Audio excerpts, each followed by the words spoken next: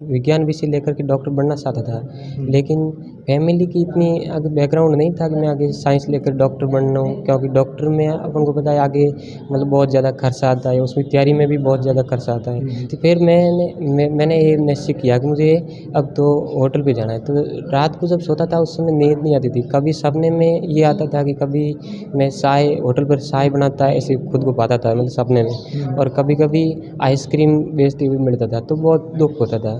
10 से 15 घंटे तो पढ़ ही लेता था रोज़ाना। ये वो हमेशा का शेड्यूल होता था। फिर दोबारा तैयारी की यहीं रह कर के, तो इस बार 745 मार्क्स के साथ एमबीबीएस में सिलेक्शन हो रहा है सर। जी, सिलेक्शन के पीछे बहुत सारे लोगों का राज था। इसमें ये हमारे जो पूर्व विद्यालय के जैसे शिक्षक हैं, हमारे श्रीमान भैरू सिंह जी हैं, जो बेरीवाल कला स्कूल है, उसके टीचर्स हैं, उनका सबसे बड़ा योगदान था, क्योंकि उन्होंने ही मुझे 50 विलेजेस के बारे में बताया था, और कि वहाँ पर 11th-12th फ्री में पढ़ाते हैं और उनके बाद में डॉक्टर बनाते हैं। तो सबसे ज़्यादा मतलब हमारा जो योगदान है उन टीचर्स का था, जो हमारे जो साइंस के टीचर्स थे, श्रीमान भैरू सिंह जी खड़वासरा सर। एक दिन लेट हो जाते तो शायद चाय की दुकान पे होते। हाँ सर, बिल्कुल। इसमें सर ये था कि मेरी फैमिली बैकग्राउंड इतना अच्छा नहीं था। मैं 10वीं तक जैसे-जैसे करके सरकारी स्कूल में पढ़ा था, वहाँ बेरीवाल कला से की थी मैंने 10th।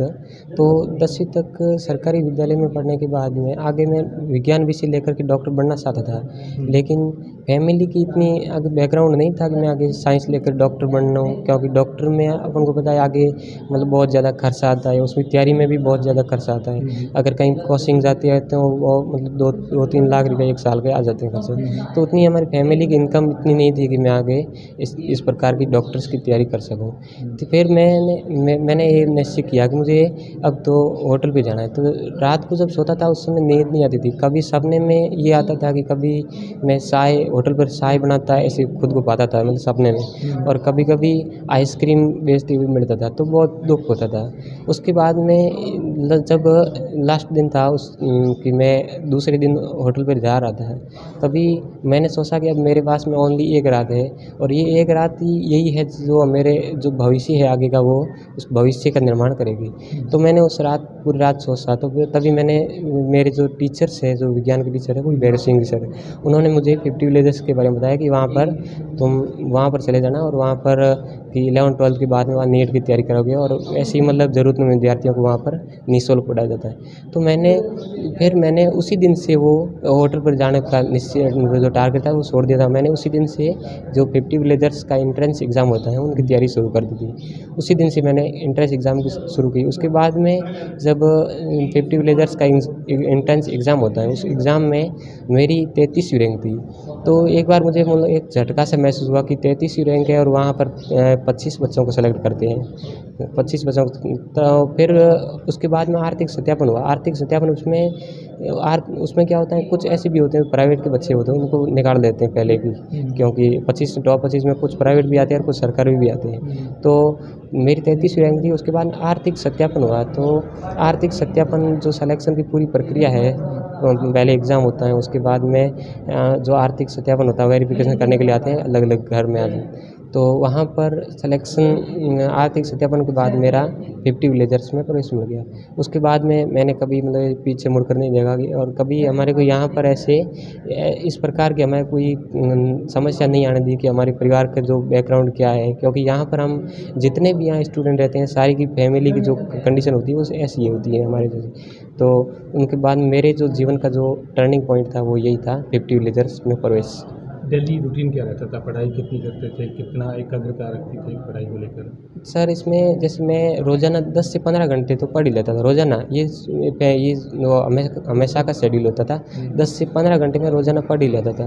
उसमें क्या होता है, सुबह मैं 7 बजे उठता था, और 7 से 8 बजे तक जो है तो नित्य होते हैं, नित्य स्नान वगैरह वो कर लेते थे। उसके बाद में 8 से 9 बजे तक खाना होता था, और 9 से 12 बजे तक यानी कि मैं 3 घंटे तक लगातार शिफ्ट करता था। यानी कि 3 अगर बैठता था तो 3 घंटे तक उठता नहीं था, यानी कि 3-3 घंटे की लगातार शिफ्ट से ही पढ़ता था। यानी कि इससे मेरे 10 या 12 घंटे की पढ़ाई हो जाती थी पूरे दिन में।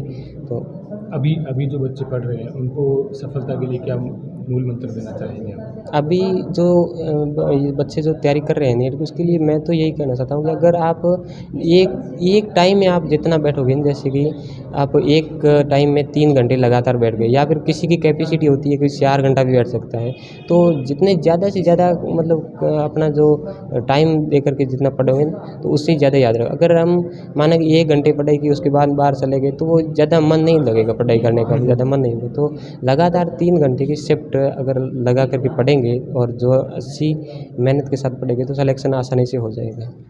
कुछ होते हैं जिनमें पहली बार असफलता आती है, वो निराश हो जाते हैं, तो ऐसे लोगों के लिए क्या कहना चाहेंगे? हाँ सर, बिल्कुल ये भी मेरे साथ भी हुआ था, क्योंकि मैंने पिछली बार जितनी में तो मेरे से कोशिश हो सकती थी, यानी कि मैं 10 या 15 घंटे पिछली बार पढ़ लेता था। लेकिन पेपर में क्या होता, कुछ मिस्टेक हो गई, टाइम मैनेजमेंट के हिसाब से कुछ मिस्टेक हो गई, तो उसमें मेरा सिलेक्शन नहीं हुआ। 588 मार्क्स थे पिछली बार, 595 थी मेरी पिछली बार कट ऑफ थी, तो उसमें मेरा सिलेक्शन नहीं हुआ, तो मैं बहुत निराश रहता था। पूरे दिन रात को जब सोता था, तो उस समय रात को नींद नहीं आती थी। कब कई कई ऐसी रातें भी बीतती थी कि मैं रात को सोया नहीं, मतलब रात भर ऐसे ही सपने आते रहते थे रात भर, कि बहुत लगता था कि अब मेरा आगे क्या होगा। मैंने इतनी मेहनत की, फिर भी सिलेक्शन नहीं हुआ, तो आगे क्या होगा। फिर मेरे जो यहाँ के सीनियर साथी हैं, जो 50 विलेजर्स में आगे जो मेडिकल की तैयारी कर रहे हैं, तो मैं MBBS कर रहे हैं, तो उन्होंने मुझे मोटिवेट किया कि वापस अगर तू तैयारी वापस कर सकता है, तो तेरा पेपर मैनेजमेंट नहीं होने की वजह से सिलेक्शन नहीं हुआ, तो कोई बात नहीं, ज़्यादा परेशान होने की ज़रूरत नहीं है, तो आगे मतलब और एक बार फिर से तैयारी कर दे। तो मैंने फिर दोबारा तैयारी की यहीं रह करके, तो इस बार 745 मार्क्स के साथ MBBS में सिलेक्शन हो रहा है।